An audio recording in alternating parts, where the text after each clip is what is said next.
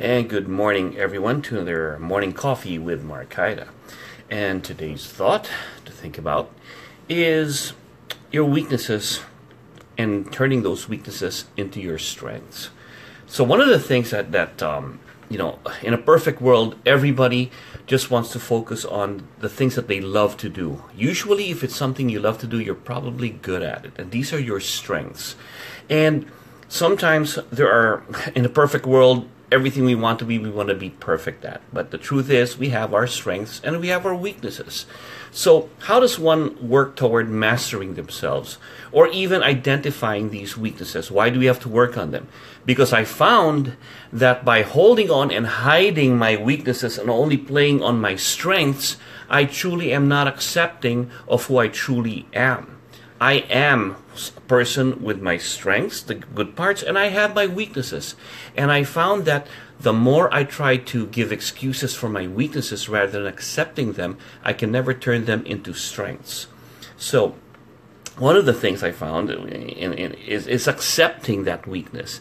And sometimes it's a pride, it's an ego thing, and you got to let that go, because if I truly want to make that weakness a strength, I have to identify it.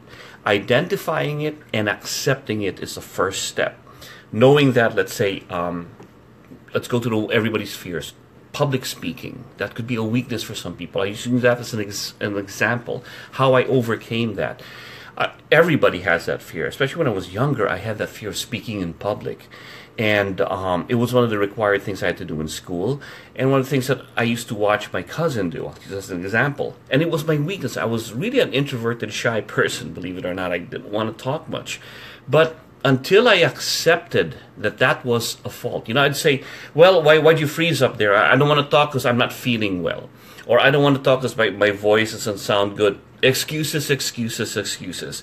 The minute I first accepted that it is a weakness, now I'm able to identify it. And how do you do that? Look at the processes. First thing I try to do is isolate an issue. If I have a weakness about myself, I want to isolate it because I got 1,000 things running in my head. So what do? I write it down on the paper. I'm going to take that one piece so that I can focus on that weakness. Because usually that weakness is something unpleasant, something that we don't want to do. That's why we're not good at it. We don't want to do things that we're not good at. So once I isolate that one thing that I know I'm going to be working on, I have to figure out how to make that work. And usually you have to research and put your time into that and find an expert who is good at that. Don't try to keep solving the thing on your own. Try to find people who are good at it and learn from them. Probably, and this is what I found out, that when I was able to find people who are good at it, I found the reasons and able to isolate them was because it was something that I was doing it all wrong. I wasn't doing the right thing. No wonder I'm failing at this. Because this expert told me it's better to try it this way. Go to those that are very good at it and copy those habits. That's the one thing that you can do. Sooner or later, you start to turn that weakness into a strength by identifying, accepting that truly you have your limitations, and now you're going to work on that. And as you're working, because it may also be something that you're unpleasant, baby steps, one step at a time.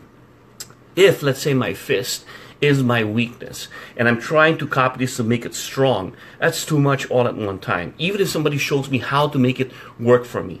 But if I break them up into 5 little pieces, that fist isn't so hard to do, because if I go by just one finger at a time, and then add on to that, and master that, and master that, each piece, as you put it together, eventually you're able to make that fist.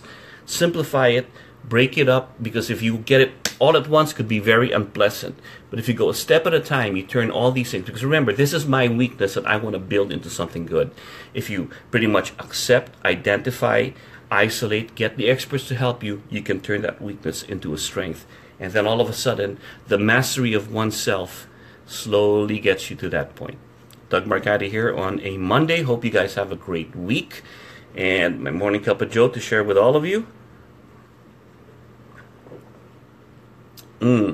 Espresso. Take care, guys. Have a good week.